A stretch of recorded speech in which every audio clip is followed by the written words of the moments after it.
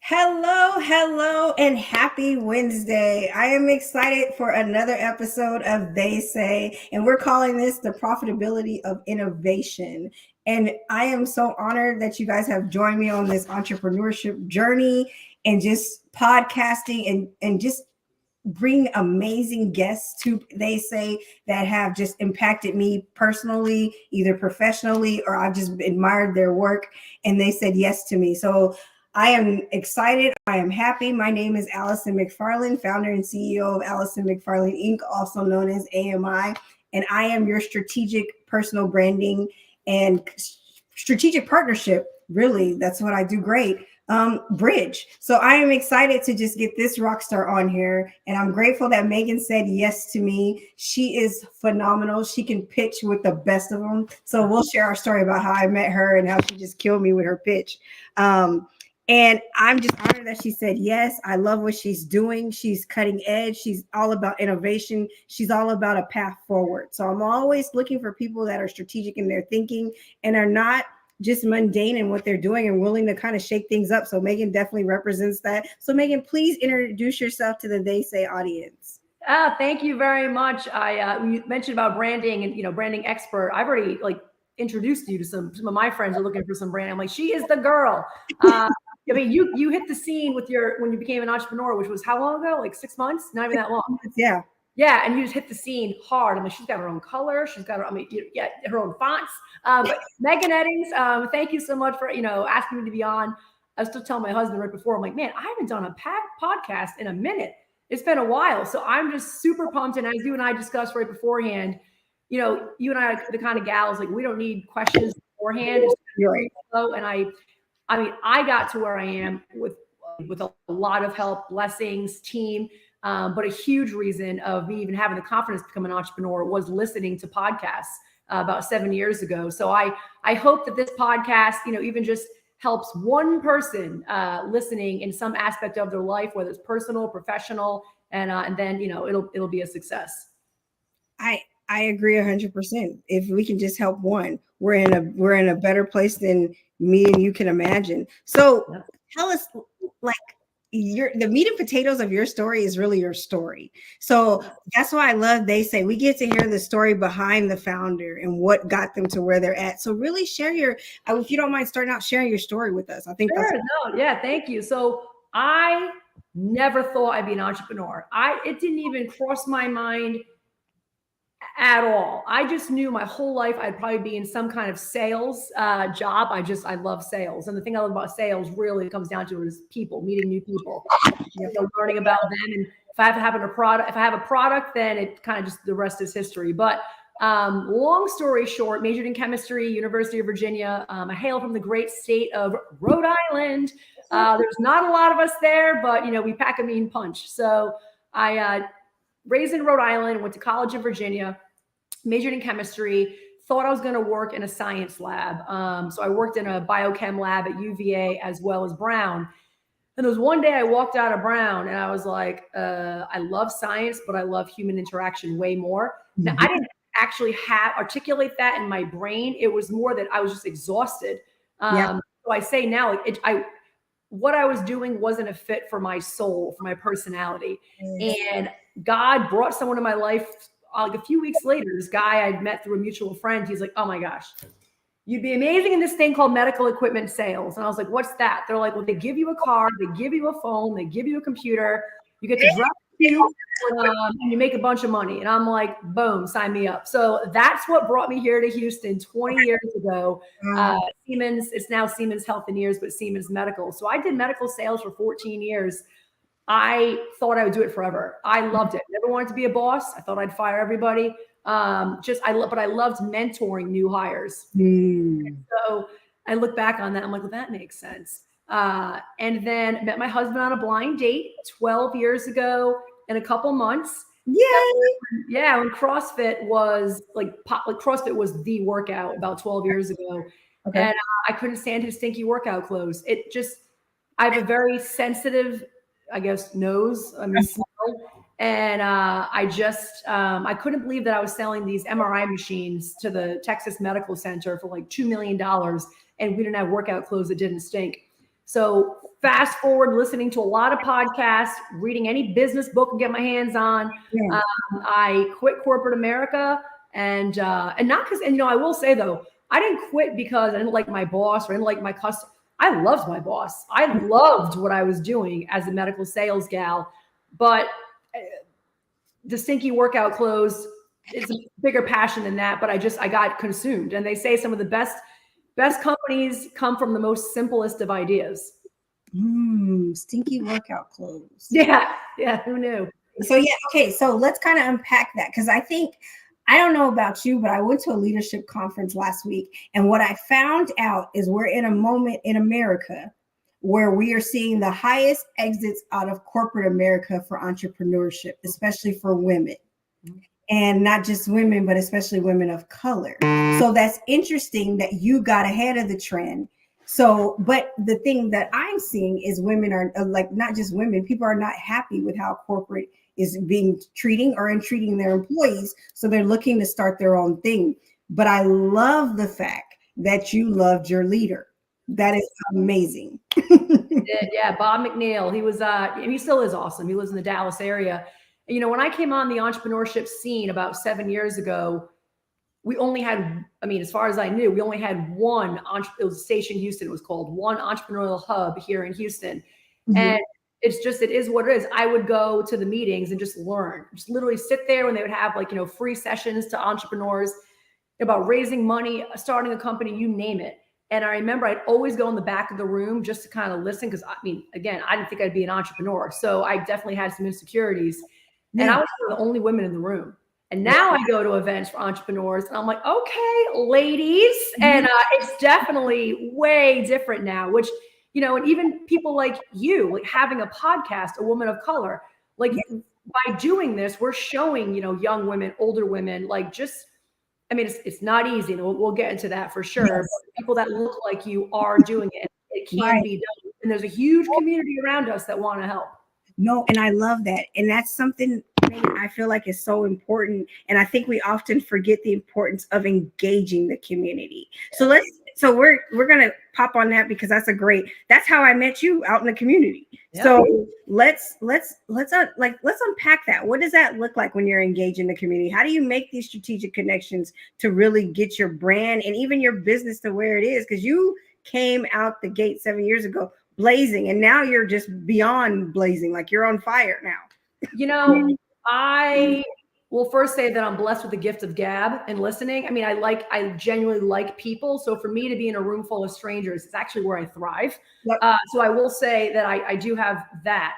However, I tell all people, if you're already in your company or just you got to be everywhere. Yep. And I went to a meeting recently, and I didn't totally agree, but I thought it was interesting. So my thing is, if you're starting out, you got to be everywhere. It's going to be a grind. You're going to get up at 5 a.m. to go to a breakfast meeting before you go to your pop-up whatever. It's a grind. Mm-hmm. And at a meeting I went to, it was a women's business, big event. They said, you can't be everywhere at one time, which makes sense. So divvy up amongst your other entrepreneur, your entrepreneur friends, and go to different events and then come back and regroup. And I thought that was funny, because I thought, man, when you're an entrepreneur, no one is going to talk about your business like you are. And you might have the best friends that are entrepreneurs, but you get a few seconds for a first impression. You can't rely on someone else to do that for you. So when I heard that, I thought, well, everyone's life is different. Maybe people can't be out there 24 hours a day. So you have to, rely more on other people to kind of help share your story. But for me, you got to be everywhere. And for example, we live in Houston. Mm-hmm. There are events, no matter what city you live in, there are entrepreneurship events probably every day of the week, multiple.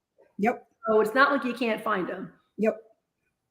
And I think that speaks to your brand. So I can attest. So I met Megan at a pitch competition, and I was one of the judges for the pitch competition, and she won. Of course she won.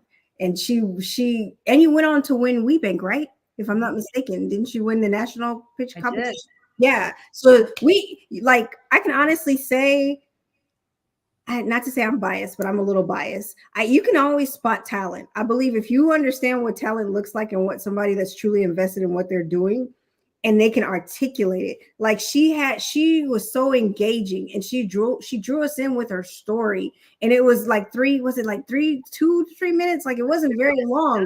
Yeah. But the fact that she came out with like a punch within those like 1 to 2 minutes, I was like, oh my God, I gotta know her. Yeah. Like, I want to know her. And I have been following her journey ever since. She introduced me to her lovely husband. But the thing about her is that I admire is her tenacity, her authenticity, and how she is truly a bridge for other women and just individuals and minorities. She is such a bridge. And that's why it's very intentional for me to get people on They Say that I can vouch for, that I can say, hey, this is somebody that's really doing the work. So, Megan, what made you become this bridge? Because you really are a bridge. I would say no one's ever actually asked me that question. I'd like to just say it goes back to me loving people, but because I'm from, and I think it's because if I'm gonna, no one's ever asked me the question, not even my therapist. So hold on, let me think about it for a second. Okay. I think because I'm from Coventry, Rhode Island, which is a smaller town in a small state, and now I'm, loving what I do for giving back and, career and all that kind of stuff. I didn't get here alone. I got here with a team that's so big that I can't even wrap my head around it. And by team, I don't mean like people that I'm paying. I mean that people that have given of their time or even one introduction. And it's amazing how I remember I read a book a few years ago, like you might meet someone today and 10 years from now, something incredible may happen in your life with someone you meet that started from that person you met 10 years prior. I've already witnessed that experience. Yes. And so I don't do it because I feel like I have to. I do it because I know I want to. Right. And we've all been in a situation where, man, if we just make one introduction for someone to help open a door, help them start their business, give them the confidence or the positivity to go for it, then it's worth it. And that, no matter how many businesses I start or products or whatever, bringing joy and helping give people confidence is truly what I love to do. So that's awesome. And I thank you for embodying that. That's what I love. I thank you for embodying that and really being true to who you say you are. So, not to jump around, which we are going to jump around because I swear I have jump around. I swear I have ADD, so it doesn't matter. But when we think about, you said the odor protected. So kind of tell us what got you besides the stinky gym clothes. Like, it really just started with stinky gym clothes. So kind of tell us more about that. Yeah, when I first joined my first, a 3-month accelerator program for starting your own company, because I knew nothing. It was in 2017. Okay. And I took a 3-month thing. I learned about what an LLC was. I didn't know anything. Wow. And a question, and I kept saying, I'm starting this company because I'm inventing a fabric that doesn't smell. Yep. That was my why. Yep. And some lady who was a volunteer, I will never forget it. She's like, hey, after we had like our weekly call, she's like, hey, can you hop on a phone call? I'm like, yeah, but what's up? Mm-hmm. She said, you're not starting this company because your husband's stinky workout clothes. Why are you really starting the company? She's like, really, you had a great career in medical equipment sales. You say you loved, you made great money. You loved your boss, your lifestyle. Why are you really starting it? And it hit me. And without even I never thought there was another reason until I went deeper. Mm-hmm. And my dad, he passed away when I was younger. 12 years ago today, actually. Wow. And every time. And he had a massive heart attack, and he was 58. Wow. And I gave his eulogy, and I remember 2 weeks after giving his eulogy that I never once brought up his job. And he worked with the same company, sandblasting submarines, for 33 years. And he worked growing up 7 days a week, to put food on the table. Wow. And it dawned on me that, I love medical equipment sales, but when the Lord calls me home someday, I don't want someone saying she was the best sales rep ever. She sold more x-rays than anyone. Good Lord, no. And so I remember opening it up to God 2 weeks after Dad passed away in 2012. Yes. And I don't know what my next career path is. I have no idea. I never even thought there would be a next one. I thought I would do medical sales forever. But I said, just keep me open to whatever's happening around me to guide the path. Yes. Later, I go on a blind date. This dude didn't even have social media. It's Okay. my husband, stinky workout clothes, started a company. And I used to think that I'm inventing this odor resistant fabric. I'm starting this company. Making revenue and, doing all the things and getting all the awards. Yeah. What I really realized is the biggest gift is not starting the company, not inventing the fabric, not the awards. It's just, as I mentioned earlier, just bringing joy to people wherever I go through the company. If I didn't have the guts to start my own company, I never would have met you. Right. I never would have met a myriad of thousands of people that have touched my life, and hopefully I've touched some of theirs if I didn't just go for it and start my own company. Right. Right. And I think that's so important. And I also think that's so impactful because of the fact that most don't understand. And this is good that you're saying this, is the conversation I've been having with a lot of people coming out of corporate is, what's my why? I'm making all this money. I've got this great car. I got these great clothes. I got all this great stuff. But what impact am I really leaving? Right. And I believe that we're at a point where people are really doing some really deep revelation of realizing what it is that they're doing and how can they make a difference. That's right. And then imagine being able to make a difference and work at the same time. To have a career and make a difference at the same time. And it's possible. We've all seen since COVID, like you mentioned, a mass exodus of a lot of corporations, Yes. Either for people starting their own company or, joining startups, because, everyone had so much trauma during COVID that it's like, why not just go for it? What's the worst that can happen? And always make sure you keep track of what is the worst that can happen. You don't want to lose the roof over your head, but it's, one of the blessings of COVID is that we all realize that, life is short. We all know that. We've all had experiences that show us that, but COVID was that on a massive global scale. And so we've seen a lot of people join entrepreneurship, and it's been really exciting to witness and to help. Yes. And like you said, COVID was on a massive scale, and it was something that we all were affected by, right? It was something that there was no denying it. And you couldn't deny that the way of quality of life or what you normally used to going through was changing. So I do think it was a great start to think about, what does this transition look like, or if it's time for me to transition. Yeah.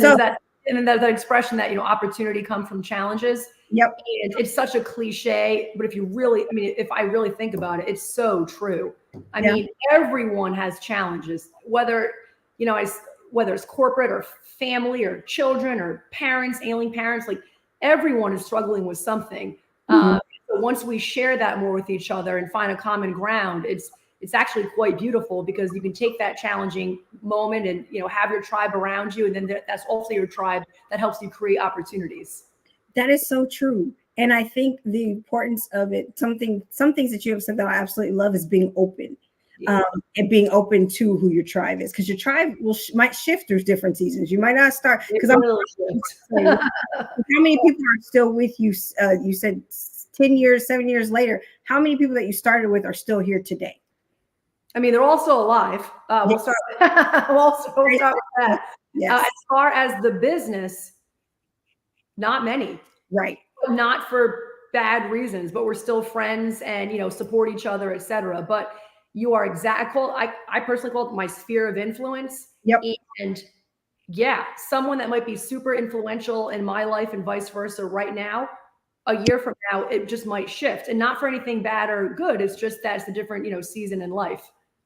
Yes. And I think that's important. So speak to that from that entrepreneur space, right? Because I feel like what I have found with a lot of entrepreneurs is they're so afraid to let go of the helm or who helped them. But there's a power in doing that. And you can really speak to that, Megan. And there's also people, I was one, that are afraid of removing people from their life that aren't serving their path and their passion. So for me, that was the biggest challenge, because it's funny, like when you leave, a successful job and start your own thing, not everybody's very supportive. Yeah. And I would hear these rumblings that when I have a huge family, my mom's one of 11. So, it's just a lot, and they're back in Rhode Island. Yeah. When you start any change in your life, again, anything, entrepreneurship, relationships, personal. Really, we all know at the end of the day who puts a pit in our stomach. We all have those people that's like, oh gosh, I see so and so calling. Oh man, she asked me to dinner next week. I really don't want to go because she's always complaining. Yeah. We all have those people. You have to move those people to the side. And, Yeah. and I would say sometimes it might even be your mama. I mean, you can still love her with boundaries. That was not my case. I love my mom. She's very supportive.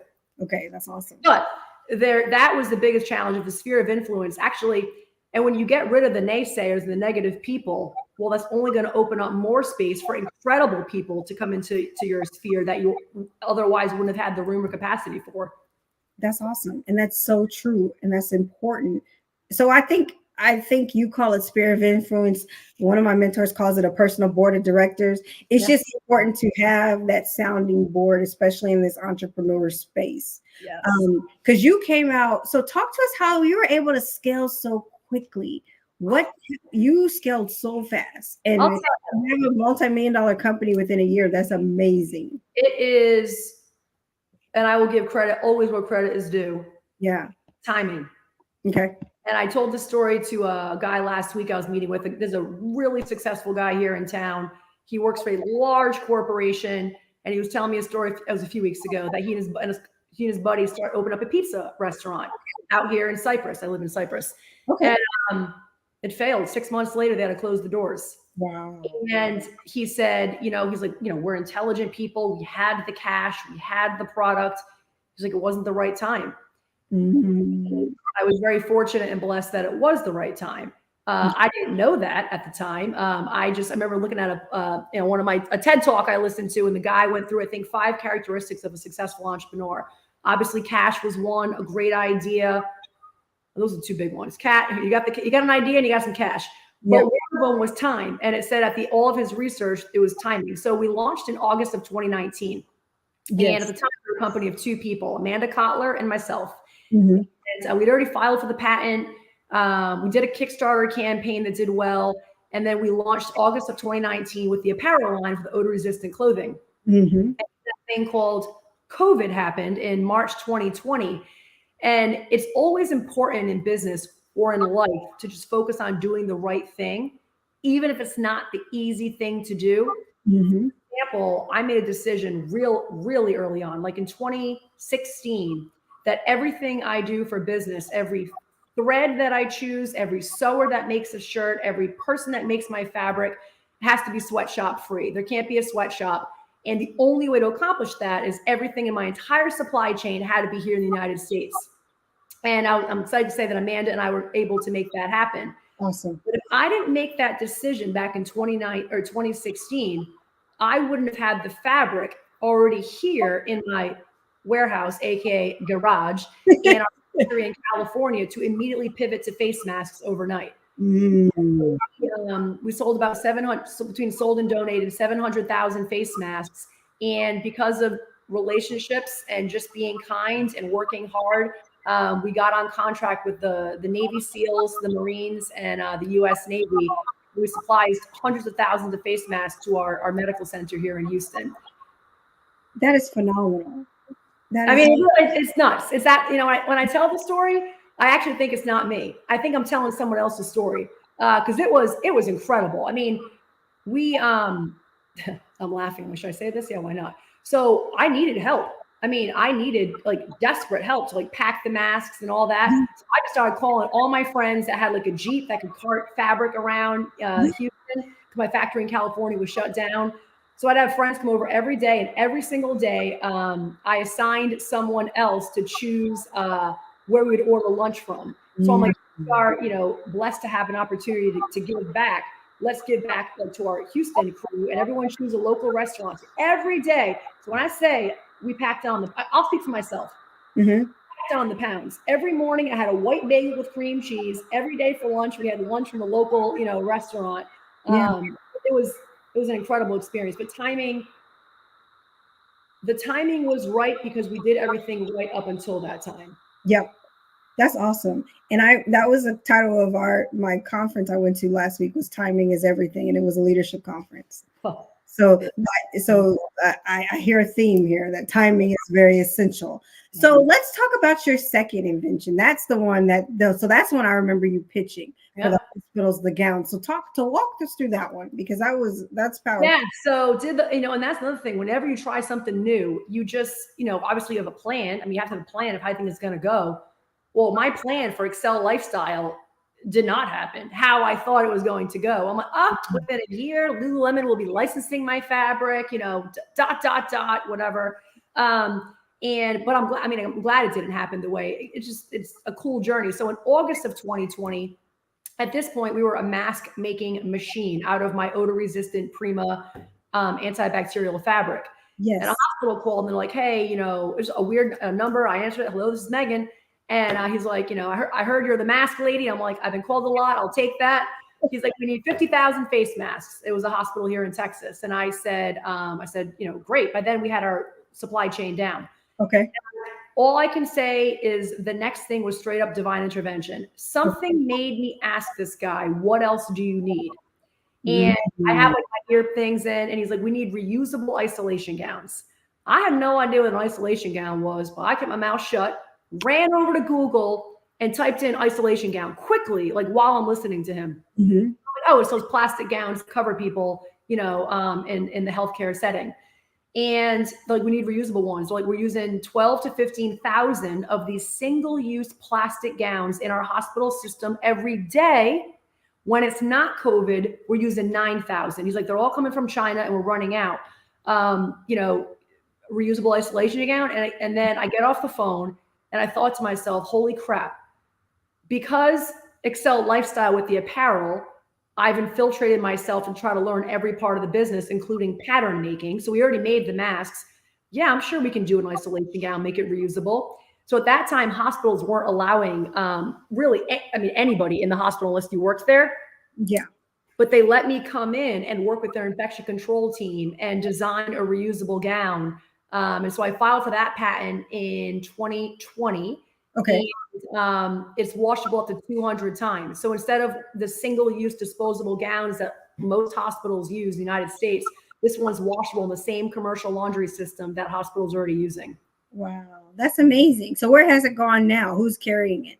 So right now, Siemens, the power of LinkedIn, you know this. So if anyone has a company, sidebar, you better be posting that all over LinkedIn in a mindful way, not like an animal. I mean, not like a wild animal, but I mean, LinkedIn, I posted something in, August 2020, I'll say 2021. I posted something on LinkedIn about making these gowns. You never know who's watching. Right. Guy that I worked with 20 years ago at Siemens when I was a little pup living here in Houston. He's now I probably shouldn't say all this. Yeah, whatever. He's a big deal. He's a North American executive for Siemens. Saw the gowns. He's like, Meg, can you hop on a phone call? I'm like, sure. Hop on a phone call. And he's like, so, at Siemens Medical, we sell big MRI, CAT scan machine, ultrasound, and we upgrade them. Obviously, during the pandemic, hospitals weren't upgrading their equipment. They were just trying to save lives. Right. And so this guy said to me, he's like, we want to be more of a solutions provider to our customers. Can we sell your gowns? Like, can we be a master reseller of your gowns? And I said, yes. Got off the phone, called my mother, bawled my eyes out like someone just croaked. Like, I couldn't believe that. What a full circle. So Siemens Health and Years, I mentioned it. They actually now, they carry my gowns and sell them for me. So I actually don't sell them. I mean, we have a website, Accel Unite, you can buy them, but I've learned I don't want to be a company that has the customer. I'd rather do a B2B strategy, business to business. Yes. But you talked about something powerful. So I want to hit on a couple of things. The power of LinkedIn. Me and you, you're one of my favorites to kind of walk through LinkedIn. Tell us about how LinkedIn has really helped you elevate your brand, your company, your thought leadership, your public speaking. Just share it all. Girl, where do I even begin? The thing about LinkedIn, about algorithms, is if I even put a like on someone else's post, that person's post now shows up in my feed. So all these people from my healthcare career, from my entrepreneurial career, from my textile life, If they even put one like on a post, it goes to their page. So now people find out about me and what I'm doing, and vice versa. And one thing I love to do, I've actually never said this out loud, but I mean, it doesn't really matter. So when I do post on LinkedIn, I'm always intentional with my posts. Sometimes I don't post that often. I should, and you would be slapping my wrist for this. I should be posting more. But when I post, I'm really thinking about it. I have something to say or something to share. Right. And so I always go to like who liked it or hearted it. So for all those people listening right now, if there's anyone you like, even as a human being, me and Allison, anytime you see us post, please put a heart, a like, a laugh, a comment. That does more for our business than they will ever know. I mean, there are some heavy hitter friends I have on LinkedIn in the healthcare world. Yeah. And when I see that they put a heart or a like, I'm like, whoa, this thing just went big time. So the power of LinkedIn, and you, girl, you crush LinkedIn. I mean, you are very intentional and very methodical, and you post. I should be posting more. So you're my like inspiration. It's important because I can honestly say it's opened up doors beyond Houston, Texas, and beyond because I'm from San Diego originally. So it's opened doors back home. It's opened doors in other states. It's opened doors in other countries. So it's very important to be intentional with your posting. So I'm glad you said that. And I look forward to you posting more. During the pandemic, I did a podcast, just like you're my second ever LinkedIn podcast. And I was a guest on someone's podcast, and a guy that I used to work with in medical equipment sales looked at the podcast. Yep. Next thing you know, I'm a paid keynote speaker at their first medical conference in Greenville, South Carolina. And I was like, oh, do you want to be a speaker? He's like, it's paid. What do you say? What do you charge or whatever? I'm like, if I know. So I'm all of a sudden like, what do professional speakers get paid? What do they ask for? And that was literally from doing a podcast just like this. The power of podcasting. And what I want to encourage people with this, people often get so wrapped up in numbers. Well, and I know numbers are great, but it doesn't necessarily mean that person has that level of influence or lesser a level of influence because they don't have hundreds of thousands of followers. It might be that they're more strategic or intentional with who they connect with. And those are, I would say those are because I definitely consider Megan a power player, and I definitely consider myself a person of great influence. A person of power as well. Yes, that you can leverage and make stuff happen. So don't be fooled by numbers. And I think her and I kind of touched on that even before we got on here, how when you see a lot of pictures or just a lot of the fluff, right? How to be able to decipher between what's really happening versus the fluff of what someone's doing. Mm-hmm. What would you recommend for that? Whenever you're posting something, what is it you're hoping to achieve? Like I literally ask myself, I look cute in this outfit, but if I'm posting it, like, what am I trying to achieve? I mean, what's the bigger message? And obviously the message is never like, damn, I think my outfit looks pretty fly today. I mean, that's part of the message, but I mean, what am I hoping to achieve? And so I always have a business on LinkedIn specifically, always a business, reason for posting. And I try to and I've also learned, and this, what you choose as an image to post is also extremely important. And the words are, more is not more. And sometimes a long post warrants a long post. I have found myself reading on people's posts that are very long, but they've captured me with something in the first sentence, or their picture is so powerful that I just need to know more. So, I don't know what the attention span is. It's less than a second we all have. Yes. So it's really important. Actually, I'm going to throw that question back to you. When you post, what are you thinking about when you post? So mine is the intentionality of what I'm posting, why I'm posting it, and then what is it that I'm what's my end goal? That's what I always think about. So when I think of my company or stuff, because what I had learned with separating the business from Allison AMI, the business to Allison, the person, people are going to do business with people. So what I've started to do more is, now that I'm not in that corporate space, share my story, share what got me to this place. Yeah. So that's why I'm more strategic about what I post on my business page versus my personal page, because at the end of the day, they're two different things. But at the end of the day, I'm the face for my business. But what is my story? Who am I behind all that, right? Who am I behind all the pictures and strutting and modeling and doing all the other stuff. Like, how can people relate to me if they don't know? So I think that's very important as an entrepreneur, not just an entrepreneur. I feel like we're in a place now where people want to know who they're doing business with, and they want to feel like it's not this far off figure that's like a unicorn, like something they can never, like, demystify it, make it more palatable and tangible when you bring down the humanity of who you are and show, hey, I'm just a person just like you.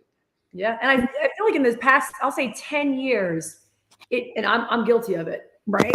We used to revere people that had, bazillions of followers, people that I would never meet in real life because I'd never have the opportunity. They're just so outside we revere those kind of people.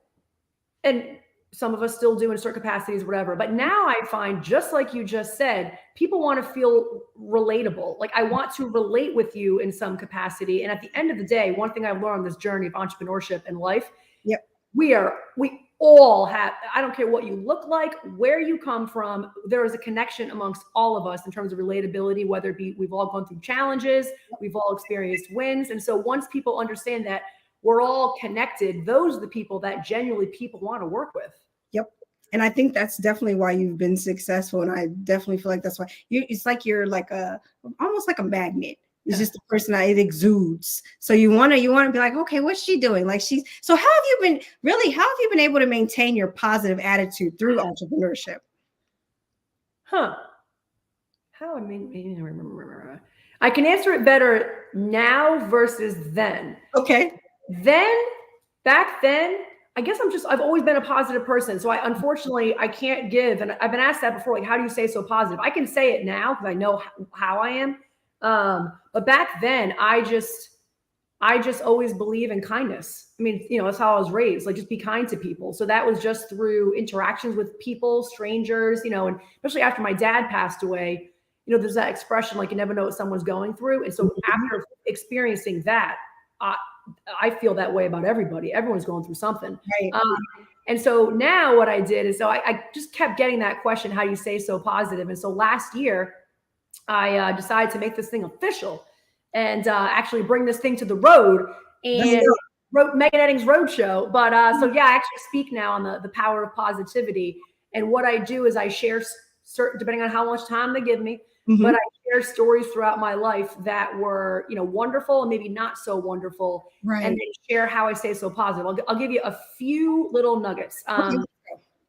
What do you wake? And I didn't even realize I did all these things until someone asked me, like many people have asked, how you sleep, like, what alarm do you wake up to in the morning? So, that is important. Like, before you even open your eyeballs, what are you hearing? And so I realized that I wake up to Ave Maria. I didn't even really consciously think of why I did that, but it's a big song in my family. I have some opera singers in my family. And so every morning before my eyes even open, I hear that.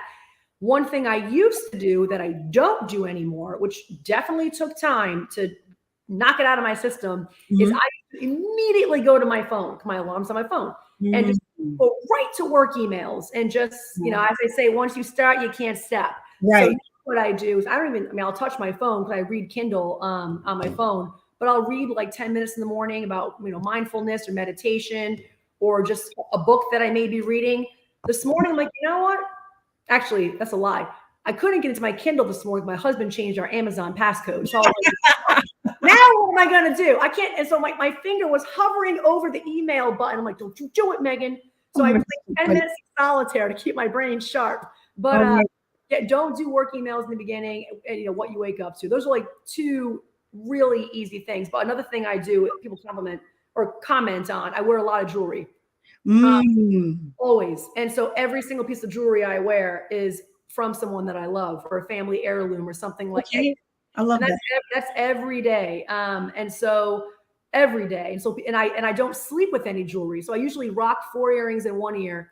Okay. And the other. And every night I take it off, because for me, in the morning when I put it on, it's like putting on a tangible, there's gotta be a psychological term for it, but it's like putting on tangible confidence and love, of just, the blessings in my life and the people that have come to me and people that are still with me. I love that. And I love that. And I think that's so intentional. And I love the fact, I appreciate your intentionality. I think that is crucial to your success. So I'm glad you're willing to share that. So you told us that you are speaking now and you're on the road. So tell us more. Like if someone wants to engage with you, if we want to book you for a speaking engagement, how do we get to you, Megan? Girl, I'm gonna try to make it easy as possible. It's meganeddings.com or LinkedIn me. I mean, if you're on it now, LinkedIn, but meganeddings.com, I have a website. And yeah, I mean, I'm the one that reads the contact page. People are like, oh, do you have like an agent or whatever? I'm like, honey, I can't afford that yet. No, I got to get scrappy because no one's going to do it better than me in the beginning. So you're right. And actually, and another thing, this is also interesting. People, generally speaking, I've been told, and I get it, like, know your value, know your worth. Yeah. And that is something that I have struggled with over the years, for sure. And they're like, don't ever give a talk for free because, you know, you're 43 years on this earth, you know, you deserve to get paid. And when I first launched, you know, speaking last year, that was in my head because people were telling me, Megan, don't do a talk for free. And then I got this opportunity to speak to the alumni, all the alumni associations of University of Virginia. Wow. A Zoom call, whatever, it was 45, it was an hour about, you know, pivot to positivity. And there was a gal on the call who went to VA. I forget when she graduated, around my year. And she's the president of the National Orthopedic Nurses Association. Well, I mean, my website works because I gave a QR code at the end. She slid in the next day, and I'm their keynote speaker in Louisville in May. So yeah, I did a bunch of talks so far this year, but I actually have a call on Monday just to explore, because when you're a professional speaker, and all the speakers on know this, you need more than just a talk. You need something else. So I'm exploring writing a book. So I have a call on Monday just to see what that would take. You have a great story. That's why you're on They Say. So yes, I love it. So I think that would be awesome to hear your story. But you have participated in a book, right? You were a contributor in a book. Yeah. And so that actually is what gave me the confidence and the intrigue into doing one. I gave a talk. There we go. Another again. I gave a talk in the Berkshires like 2 years ago. It was just my story. It was just literally share your entrepreneurial story. And there were a bunch of just amazing men and women in the audience that are all extremely accomplished. And a lady came up to me at the end and said, basically, you know, we're writing a book. There were 2 women at the time. We're writing a book about basically how women lead differently than men and the success that we have experienced as women leaders. Would you be open to writing your story about an example in time where you were a woman leader and, you know, what it led to? And the name of the book is The Sixth Level. So the sixth level is the sixth level for me. That top 6th level is the power of empathy. For me, that's what it is. And women, just generally speaking, are more. I love my men, but they're just more empathetic than men. And in the world, and it's just data, we live in a very patriarchal society, where sometimes we are taught that, you know, leading by fear or the gavel, or, you know, the leader can't talk about his or her personal life because that would be inflicting upon. Just all that stuff is how I was raised, speaking. But so there were about 20 women of us that told stories. And the really cool thing about the 6th level is not only are we all sharing a story, but there's PhD women that are just incredible. And a man named Jack, who's a gender studies professor, they infiltrate throughout the entire book from a psychological level why these stories matter and what's being pulled from these stories. And so really, even my brother, for example, he's 40, he's in college, he went to school later in life, majoring in business and finance. And I'm going to suggest that he reads the book because it's not a book for women. It's a book for everyone to learn how to better lead by using empathy. And so we just hit on International Women's Day bestseller in 3 categories on Amazon. Congratulations. That's awesome. We're going to have a book signing here this summer. We haven't decided where or what, but you'll be seeing it on LinkedIn when we make the announcement. But it was just such a fun process. Like a really fun I can't see myself ever being the person putting a pen to paper, you know, for an entire book. But I don't know. Never say never. I mean, if that's one thing I've learned in life is never say never. Exactly that never that you say. That's right. That's right. That's right. It ends up to being the thing that kind of pushes you to go. So as we come to a close, I want to kind of go through. So this was phenomenal, and I knew it was going to be. So I thank you. Oh, thank you. I My thank pleasure. you because it's so important for me to be so intentional about who comes on They Say, because I want people that to get tangible information, things that can really help them set their path ahead and go forward. So I thank you because it was very palatable. It was very tangible, and you didn't make it seem far off or unrealistic. Yeah, no, yeah. So I appreciate that. So as we come to a close, so They Say kind of talks about people that defy, not kind of, it's really why I created They Say was to talk to individuals that defy the odds. So what did they say that you couldn't do that you achieved? So do you have one of those? Ooh, child. I can't think of anything anyone's ever said to my face. Okay. But I touched on it earlier when I became an entrepreneur. People thought I was nuts. People thought I was nuts. People that are very close to me, not my husband, not my mother, not my brother, maybe second removed. They thought I was absolutely nuts. And it really hurt my feelings. Yeah. Really hurt my feelings. Like, oh, she can't do that. She doesn't have an MBA. Like, she can't do that. She never started her own company. Oh, what? She thinks just her sales skills are going to be able to, like, launch a company. So that was definitely said behind my back that I found out through other people. And that, I'll tell you, it really hurt my feelings. And we're human. I mean, our feelings are going to get hurt. But for all those naysayers, I'm blessed to say that there were a heck of a lot more. Megan, you go, girl. You got this. For sure. I love that. And I thank you for sharing that, because that's true. You do get things that people say behind your back or even in your face.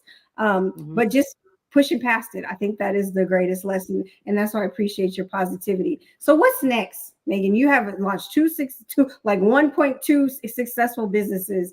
What is next for you? Where do you see Megan going? So I'm actually helping my husband with, I would say, like 60% of my time, generally speaking, right now is helping with my husband. I'm his chief strategy officer for his company. He became an entrepreneur right after I did. The whole plan was that I become an entrepreneur in late 2016. He was a global director for an oil and gas company. Yeah. And the plan was he stays there doing that until I start making revenue, and then he can do whatever he wants, whatever that is. We didn't even know what that was. God had different plans. And 4 months after I became an entrepreneur, he left his company, the company he was working for, with no backup company. Wow. So basically, he then became an entrepreneur. And so that company is called New Wave Offshore Energy. Okay. It's I had to make me a fake business card a year ago because he had to go to a conference in London. I'm like, make me a fake business card. I want to learn about this offshore world more than what you tell me. Yeah. I'm in love with it. So now I'm the chief strategy officer for my husband's company. And I would say my biggest time commitments right now that I choose to have them are my husband's company and really working on my speaking career. Yes. I just really love to bring joy. And then a couple fun things. Well, it's really fun. I'm getting my science tested in the lab right now for something else. Actually, testing's this week and next week. So by the end of next week, I might have a big announcement. So in the healthcare related field, based on what we talked about before the call. So I hope so. I hope so. Because there's two. So you know what? I love this. Everybody. So it's been I thank God for this, because it's been the people that I've brought on. They say they have something really big coming. So I just love this. It's a trend here. So I mean, it has to pass my scientific test, and I think it's my hypothesis says it's going to, but the results will speak for themselves. And so I should, by end of next week, I should know more. So we will see.